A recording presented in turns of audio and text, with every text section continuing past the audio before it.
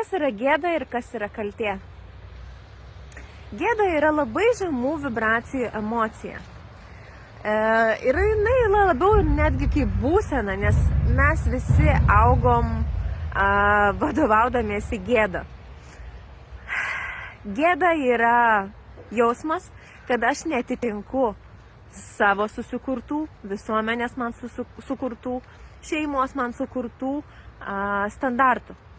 Reiškia, su manim kažkas yra labai negerai, kažkas su manim yra visai blogai, nes aš nesu toks, kokio reikia, kad būtų. Ir tai sudaro žmogui aplinkybės, kad jis absoliučiai neberodytų savęs tokio, kokis jis yra. Tampam nebeautentiški, nes jeigu su manim kažkas labai negerai, tai aš tikrai nenoriu savęs rodyti kažkam. Ir kaltė yra labai panašus dalykas, tačiau tai yra suvokimas, kad aš kažką darau blogai. Reiškia,